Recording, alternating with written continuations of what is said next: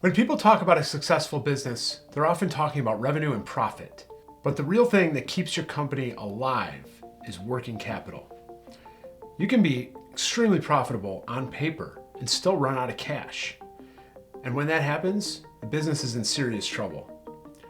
In this video, I'm breaking down what working capital is, why it's so important, and how to build and protect it so that your business stays strong, even during unexpected slowdowns or explosive growth. What is working capital? At its very basic level, it's the cash in your bank that keeps your business running. It's when the cash that you have so that you can buy your inventory, pay your employees, pay your other bills, rent, mortgages, whatever it is you need to pay, it's that cash that you have available to do it. In more technical terms, what you learn in a finance class is that it's your current assets minus your current liabilities. Your current assets are generally your things like the actual cash in your bank accounts and the inventory you have on hand to sell to customers. And your current liabilities are those liabilities, those payments that you have coming due in a very short period of time. So your business can be profitable and still run out of working capital sometimes. You want to make sure that you always have cash available to keep your business on track. So why does this matter? When I was buying my wine and liquor store, I had all kinds of projections on my P&L. My pro forma showed how much revenue I was going to make, how much my cost of goods was going to be, what my other expenses were going to be, my staff, my payroll, my rent, my utilities, supplies, all those types of things. And so my pro forma showed that I was going to be profitable. But when I was going through the financing process, my bank said, this all looks well and good, but we think that you should borrow a little bit more money from the sellers and a little bit more from us so that you have working capital in the bank to start out with when you take over the business. One of the things that you do have to remember when you're buying a business, particularly in an asset sale, which I talked about in another video, is you are not getting the bank accounts from the seller. You're starting out fresh. So day one, you buy that business, you don't have cash in the bank unless you bring working capital into the deal. However, you might have a bill due in 3 days that you've got to pay. So you want to make sure that you have that working capital. And that was, my bank was smart to point it out to me because it was one of those things I overlooked as a newbie to that process. I mean, I kind of, in the back of my mind, I know that I need cash. I know that I need money to run the business, but it wasn't something that was at the top of my mind, and that I needed that working capital right away to get going. For me, when I bought the liquor store, there was also, I ended up with an even bigger working capital cushion because when we counted the inventory the night before closing, it was a little bit lower than we had expected when we made the deal, since the sellers didn't have a great day-to-day handle on how much inventory they had in stock. We had estimated a little bit high, which is something I would recommend so that when you're borrowing the money, that extra, because I didn't have to pay the sellers for that $150,000 of inventory that I thought I would be buying. I only bought $110,000 from them. So there was $40,000 extra in my bank account day one for working capital, besides the extra little bit that the banker had encouraged me to have on hand. So want to make sure you have that working capital to make sure you can pay your bills and cover your inventory, buy new inventory, pay your employees all the time. One of the traps that some businesses can fall into is counting on certain revenue coming in at a given time. This, I think, particularly happens in retail business, where the ownership and management starts to try to cut things a little bit too close in what they're expecting and what they have due. So for example, the store might have a $1,000 bill due on Friday, and they've got some other bills due during the week. They pay those with the cash that's coming in, but in the back of the owner's mind, they say, well, usually on Thursday I make $2,000, so I won't have a problem paying that $1,000 bill, even if we fall a little short.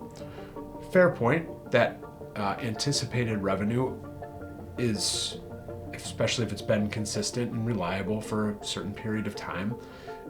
But what happens if a water main breaks up the road and the street's closed on Thursday? Or a big snowstorm comes in and not as many people are going out on Thursday? All of a sudden that revenue drops to $500, that owner's gonna fall short of paying their bill on Friday, which can cause chain reactions down the way that just set that business up for failure. So it's always important to not count your eggs before they hatch and make sure that that revenue is, make sure that you have that working capital on hand, not just anticipated. Some different companies operate with accounts receivable. Retail is typically somebody buys something, they're handing you cash right as you go. When you go to the grocery store, you're not telling that grocery store that you'll pay them in a couple weeks. You're paying them right away. Even if it's on your credit card, the store is getting the money right away. So with some types of businesses, you do a service for the customer or you sell them a good, but you send them an invoice that they might have a week, 2 weeks, a month, 2 months to pay. And so when you have those accounts receivable, they are added into the equation of your current assets. You can reasonably expect that that money is going to come in on certain due dates so that you can pay your current assets when you need, or your current liabilities when you need to. But you also do have to be careful with that. If you have customers that are routinely late, you need to make sure that you're accounting for that and not expecting that revenue on time this time if you really need it. So making sure that you're balancing your accounts receivable with your accounts payable is another important aspect of managing your working capital. If you're using QuickBooks or another accounting software, there are plenty of reports that you can run to show you what your payables are going to be for the next week, 2 weeks, 3 weeks, month, so that you can, and if you're a company that uses invoicing, you can also see your accounts receivable so that you can plan how that balance is going to be and make sure you're always a little bit ahead on the accounts receivable side than the accounts payable side. So how much working capital do you actually need? It's a great question. Financial experts will recommend anywhere from 1 to 3 months of cash on hand to pay the next, up to 3 months of liabilities, of bills. Think of it kind of like a personal financial situation. If you're in personal finance, you hear gurus talking all the time about making sure you have an emergency fund of anywhere from 3 to 6 months of cash available in case you get laid off or in case you get hurt, or in case any kind of catastrophe happens, that you have money to continue to pay your rent or mortgage, buy food for your family, take care of other expenses, utilities that need to be taken care of. So the same thing applies to business. That working capital account should be able to cover at least a month to 3 months of payables so that you don't run into a situation where you're really desperately counting on that revenue from Thursday to pay Friday's bill, because it just sets you up for a bad situation when that unexpected event takes place on that Thursday and wipes out your sales. It's important to remember that those short-term liabilities, current liabilities, include things like payroll, things like new inventory to repurchase. You don't want to be caught without more inventory, because that just sends you into a death spiral. If you can't buy the inventory, you can't sell the inventory, you're not going to make more revenue. It's just going to get worse and worse and worse.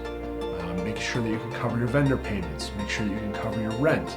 Make sure you cover all the utilities that you need to pay, and any other business loan payments that you need to make. So all of those things are in your current liabilities. Make sure you have that 1 to 3 month buffer. For some companies, that might be a couple $1,000s. For other companies, that could be hundreds of thousands, if not millions of dollars, just depending on the scale of your business. So it's not a set dollar amount for every single business. It's looking at your actual expenses and liabilities and making sure you can cover those. So, Tim, I understand I need working capital, But where do I get it? How do I build it? Well, that's going to differ a little bit for every business owner, every company out there. But at the end of the day, you need to spend less than you make so that you can build up that reserve savings, that reserve working capital. It's no different than your personal life. If you need a savings account, which you should have, some kind of emergency fund, as I just mentioned, you need to spend less than you make, whether that's your W-2 job or whether that's a business. Spend less, make more. Now with a business, it can be a little bit tricky because it's not just cutting out a vacation or eating ramen instead of going out to a fancy restaurant. You don't want to shortchange your business and leave it in a bad state or in a vulnerable state by cutting certain expenses. So, for example, you don't want to just stop buying inventory, because if you can't sell that new inventory, you're not going to make more money. So you want to make sure that you're not just drastically cutting certain things like inventory. You don't necessarily want to cut staff, especially if you're going to need them again in the future. That's a bad way to go, and it's going to hurt morale, and it's going to make it more difficult to hire people in the future. But what you can do is, if somebody did leave, slow down the process of hiring. As long as it's not going to drastically overwork or overstress the rest of your staff, you can step in for a little bit, put in some more sweat equity, make sure that you can build up that reserve account before you make that next hire. It's a great way, especially since payroll is usually one of the business's biggest expenses. Another way to build up some capital, to build up some working capital, is to negotiate with your vendors. So depending on what type of business you're in, when you buy products, raw materials, whatever it is, from certain vendors, a lot of times they'll send you an invoice. They don't necessarily always demand cash on delivery. What you can do is ask the vendor to push out their terms a little bit further. It doesn't mean you're not going to have to pay them. It just means you have a little bit longer to pay them. And so that helps you build up a little bit more reserve in the meantime. So if they're currently asking you to pay them within 15 days, go and talk to them. See if you can make that 30 days, 45 days, 60 days, whatever it is that you can do. Now, you do have to remember that these vendors are also running businesses. They also need working capital. It's not just going to be a quick, easy decision for them all the time, but some of them will work with you if they want to see a successful long-term relationship. Talk to your customers. If you are a company that does invoicing, ask your customers to pay faster. So instead of billing them on 30-day terms, cut it to 15 days. Cut it to a week. Ask them to pay sooner when you provide a service. Some customers will happily do it. Some customers won't. There are companies out there that offer discounts for paying sooner. I don't necessarily suggest or love that idea as you, the company, to let your customers get a discount for paying sooner, but in some cases it makes a lot of sense if you want to build up some cash faster. It is a lot of what you'll see a lot of times is a 1% 10. So 1% discount for paying within 10 days of an invoice, and then net 30. So you either get a 1% discount for paying within 10 days, or you wait the full 30 days and pay on the 30th day. That's, as somebody that's sending out the invoices, again, I don't love that, but you can get that cash faster if you need it. If you have certain customers that are not paying on time, routinely paying late, maybe start upping their prices or start penalizing them, making sure that you're including late fees in your invoices to encourage them to pay faster, or maybe cut their times or cut their limits on how much you're extending to them at any given time, especially if you're in an inventory heavy industry. So cut back on how much money you're owed, collect that money faster and more efficiently. Making sure that you're reviewing those accounting software, QuickBooks reports regularly, and finding those payable or those receivables that are still outstanding. Talk to the company. Sometimes you send an invoice to a company and it just gets lost in the shuffle, and it just quick, simple phone call or reminder can get you that cash overnight. So don't be afraid to follow up with your customers when you need to. Tighten up inventory. Again, you don't want to necessarily just stop ordering or cut drastically, but making sure that you're only ordering products that are your best sellers for a given time or that are most profitable. Also go through aging inventory. Things that have been sitting around for way too long, tying up your capital. Push those out the door, get them out on a discount. If they've been sitting there for months and months or years and years even, sell them at a drastic discount. That's cash that you wouldn't otherwise have that you could throw in your bank account and build up that working capital right away. Sell something that you can get a higher margin on. Find some products in your store and your services that you can offer that have a much higher profit margin than the regular products that you're selling, and try to upsell or add those on to every sale so that you can increase your profitability, get some extra cash, and build up that working capital account. So now that you've built up that working capital, how do you protect it? Don't let it all just disappear again. You've got that 1 to 3 months, ideally, working capital ready to go. Make sure it doesn't just disappear. Plan. So there's a lot of businesses out there that have seasonality, very busy seasons and very slow seasons. Make sure you're planning for that. In the wine and liquor industry, first 3 months of the year are a little bit slower than the last 3 months of the year. Last 3 months of the year is when most of the revenue comes in. A lot of retail is like that. If you're in a roofing business in the Northeast of the United States, you're not going to be doing a ton of roofs in December, January, February. And then in the spring, it'll ramp up. So making sure that you're planning ahead. So when we talked about that 1 to 3 months of working capital, going into a busy season, maybe you can lower that a little bit, stock up on more inventory, to hire a couple extra people, do whatever it is you need to do. But then as you start approaching that slow season, before you get to the slow season, make sure that working capital account is building back up again so that you have the working capital to get through the slow season. And it's not just slow business seasons that can tap into your working capital. Companies that have very fast, rapid growth also burn through working capital at a much faster rate. That's why you see all these giant tech companies that are growing at exceptional rates, constantly needing to go out and raise more money, usually through equity investors, but also through debt, because they're burning through capital so fast. Even with my liquor store, at one point we were growing pretty rapidly. With all of my vendors that I buy inventory from, I'm on a net 30 pay schedule. So that means if I order on the 1st of the month, I don't have to pay for that case of liquor until the 30th of the month. I have 30 days to pay for products. So we were growing at one point, and one of my largest vendors were routinely ordering twice a week. We get very large deliveries from them. And one day, the driver shows up at the door and says, the invoice is stamped COD, cash on delivery. I said, well, that must be some kind of mistake. We're on net 30 terms. I don't pay for the inventory on the day that I get it. And he said, I don't know what to tell you. You got to take it up with our accounts receivable department.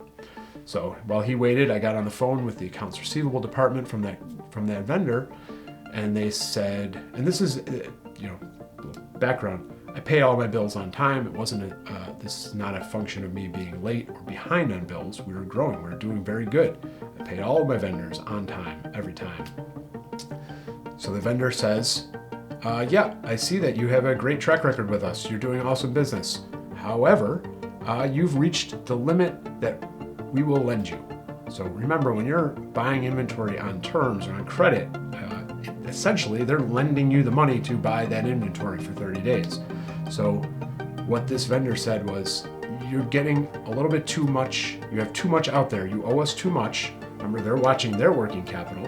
You owe us a little bit too much. We're getting a little nervous about this. So you've reached a limit of how much you can take without paying us cash on delivery. So if, for example, this was the 15th of the month, I still had bills due on the 15th from the 15th of the last month. Now I would have to pay double, essentially. Pay that bill from a month ago and pay for that inventory that's just arriving at my door today, which would really suck into working capital. If I had to do that across all my vendors, my working capital would have disappeared extremely fast. Luckily for me, I was able to talk to the vendor. Because of my great payment history, they allowed me to up the limit a little bit more so that we could get through those couple more deliveries. And then that new limit was good for a while until it wasn't again. And we had to talk to them, show them our financials, show them that we were in good standing, that we were good with all of the other vendors and all of our other payments, so that they could feel comfortable continually increasing our limits of what we could borrow on the net 30 terms. So don't think of working capital just disappearing during times of slow seasons or just slow sales. It can also happen during rapid growth. So if you're planning to grow rapidly, make sure your working capital is a little bit higher as well. One other important aspect or way to protect your working capital is to make sure that you're very carefully analyzing any large purchases. Inventory is one thing. If you're going to make a big splash on a certain item, make sure that item's going to sell. Make sure that it's going to be around. That it's not going to go stale in 4 months before you're able to sell it all. Whatever the case may be, if you're making a capital improvement, buying a new register system, or new computers, or new security cameras, or whatever that big or larger purchase is, just make sure that it is going to add value to your business. Make sure that it's not going to suck your capital dry, so that you're not going to be able to run and pay your current liabilities as they come up over the next few months. So, final thoughts. Working capital is what keeps your business alive. You need working capital. It's the difference between having options and scrambling for a loan or a line of credit when things go sideways. Make sure you build it, make sure you protect it, make sure you know what's coming in and what's going out on any given day. Your business depends on it.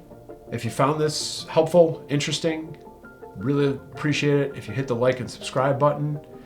Please leave a comment below about a time that you had an issue with working capital, or have any other questions about working capital or running a business in general. Would love to hear it down below. Look forward to seeing you again soon in the future. Cheers.